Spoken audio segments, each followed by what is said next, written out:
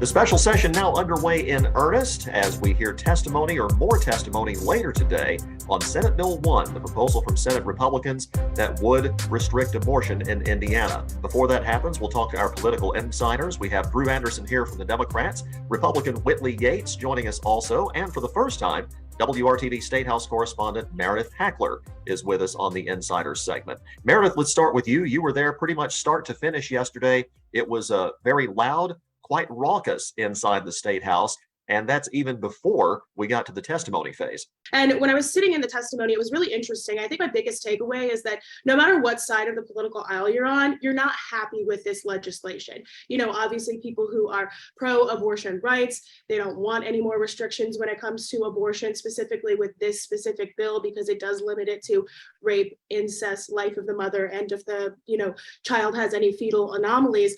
But people on the other side of the aisle, people who are anti-abortion rights, don't like it either, because a lot of the people who were in testimony said that they don't think there should be any exceptions in some cases, and others said they don't think that the exception for rape or incest should be allowed. So it was a very interesting, testimony. It picks back up at 9 today. It's going to last until noon, and they actually lasted a little bit longer. I was out there for some of our live coverage at 5 and 6, and they were still taking testimony up until almost 6 o'clock, because there was about 250 people signed up to speak. I'm not sure how many people they got through yesterday, but they definitely had a very long line of people still interested in speaking.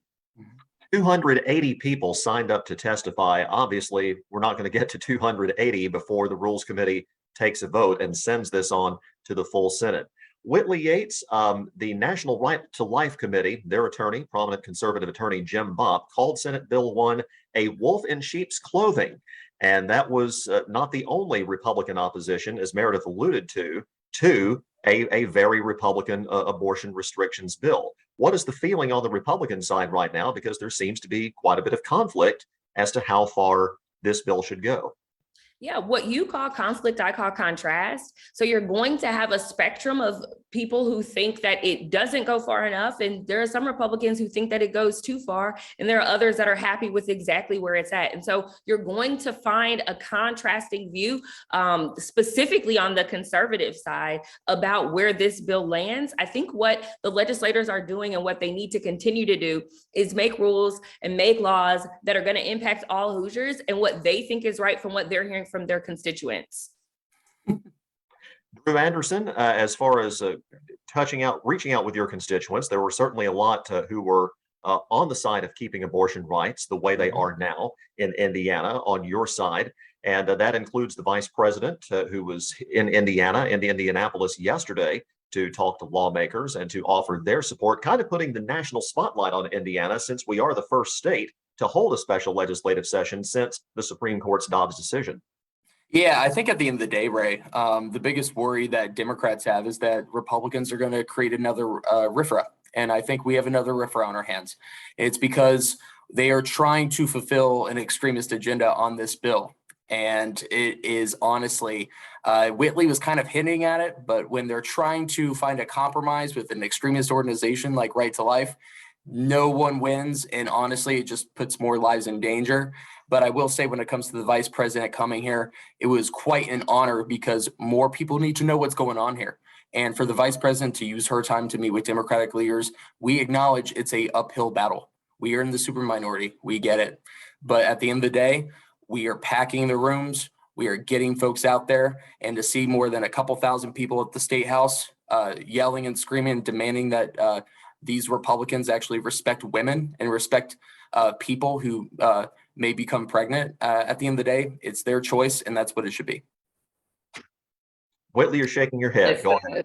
Look, there's so much to unpack in what Drew said. We are extreme, and their party doesn't even know what a woman is. We're extreme. Oh, we do know what a woman is. We do know what a woman is. You don't even call me a mother anymore. I'm a birthing person. At least the vice president, when she came here, that's how the Republicans frame you, actually Whitley. Called me a mother. So at least she said that she's, trying to advocate for mothers who are getting pregnant. So at least we know that I'm that. The truth of the matter is, the left is so confused about what's happening right now. They don't know what to call women. They don't know what we are going to do. They're propelling all of this chaos And what you didn't see, let me tell you what you didn't see yesterday at the State House, a ton of Black women.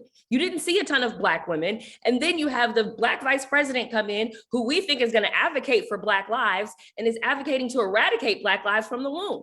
That's what's happening. She sits in the silo of sameness with the super minority and comes in as if this is going to make change. How dare you say you want to restore the soul of the nation while sitting in a silo of sameness with more cameras in the room than elected officials? I mean, I'll just say at the end of the Political day, stunt. It was a political I'll stunt. just say at the end of the day, a large majority of Hoosiers support abortion access in some form. And the fact that Republicans are going so extreme with their bill, they're literally toying with the idea of siding with 17% of the state. That is insane. Literally, when I was walking through the State House yesterday, there were pro-lifers screaming at women who were demanding fairness to their autonomy, saying, "One day you will bow."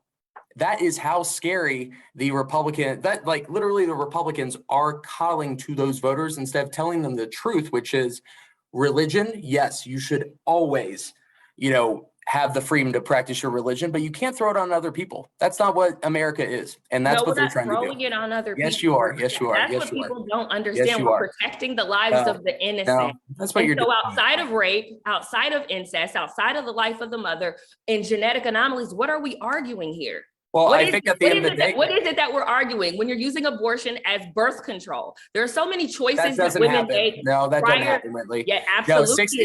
because you know There's what, so Indiana. many choices that happen prior to getting to taking the life of that child, right? I want to There's so many, Can I the interject? choice to lay down and have unprotected sex without using prophylactics, the choice not to use Plan B. There are so many choices that before we get here. And so outside of rape, outside of incest, outside of genetic anomalies, what is it that you're arguing? Because abortion is not healthcare. At the end of the day, Whitley's not looking at the state's figures because the government, the Holcomb administration released figures of last year's abortion rates, and 65% of people who actually got an abortion were mothers. And so essentially, Whitley is saying that mothers are the ones that are the ones at fault here, and that just sucks that she's doing that and she's attacking women like that. So okay, let's hold on for a second. First of all, I may have to edit this out, but if Abdul were here, he would say usually they call me the mother, but that's all right. To go back to Drew's point about RFRA, and Meredith, I promise I'll get to you here to talk about what's coming up today. But Drew, you say this could be another RFRA, and if you're just joining us here in Indiana, say in the last few years, RFRA is the Religious Freedom Restoration Act. That was a fight had in the legislature during the former Mike Pence administration back some 7 years ago. Seems like a lifetime ago now. Last week, the ACLU of Indiana released a list of businesses, some 200 businesses across the state, who are in favor of keeping abortion rights the way they are. But notably absent from that list were really the large employers, the ones who spoke out during the RFRA debate, the Eli Lillys, the large, you had some medical organizations yesterday, but you didn't have like really big businesses, large employers speaking out. So are we truly at a RFRA moment, Drew, if we have, and no disrespect to the small businesses who did sign that letter, but you don't have a lot of the big names with the big lobbying dollars behind them on that side right now? Yeah, and let's also remember that it took a couple of weeks for those big organizations and big businesses in Indiana to speak out because they're waiting to see how that bill, how RFRA was, being finessed throughout the State House. And at the end of the day, the fact that there are a couple hundred businesses that are already putting their foot down, there are a couple hundred faith leaders across the state that are putting their foot down, and now over 1,000 health officials that are putting their foot down. It's building up to that moment, Ray. And I also say that because we're already having national media focused on this because the Indiana Republicans, they want to be first. They want to be the ones that are leading this extremist crusade. And at the end of the day, here's what's going to happen. They're going to pass this bill, and it's going to tank our economy. Women are going to choose to not come here when it comes to either college or even they're going to think twice about moving here. And it's going to create this really unsafe environment for people who literally could move to Indiana and call it home. And that is the reason why, honestly, at the end of the day, the Republicans have been just throwing our state in the tank. Now, Whitley, is there a risk of that if, let's say, amendments are made to this bill in Rules Committee before it goes, or even when it goes to the full Senate, that would make it more restrictive? Because the complaint from those on the right about this bill is that there were like no enforcement mechanisms. There were too many exceptions made, or the exceptions were vague. If those are outlined more when it comes to the amendment process, do Republicans run the risk of making this bill such to where there will be more businesses and a lot more people in general criticizing it? Yeah, so this is what I think is going to happen, because this is how they work. The left, what they're going to do is they're going to create this cancel culture, and they're going to start a social media blackout of the companies that didn't sign the letters. They're going to start picketing them. They're going to start bullying them. They're going to start showing up to their CEOs' homes and creating death threats. Like, that's kind of how they work. And so when cancel culture comes into play and you create monologues in place of dialogue, you do see things like that. You see companies and organizations bullied into supporting things that they don't, or bullied into saying things because their fear of being canceled by mainstream. So that is a possibility.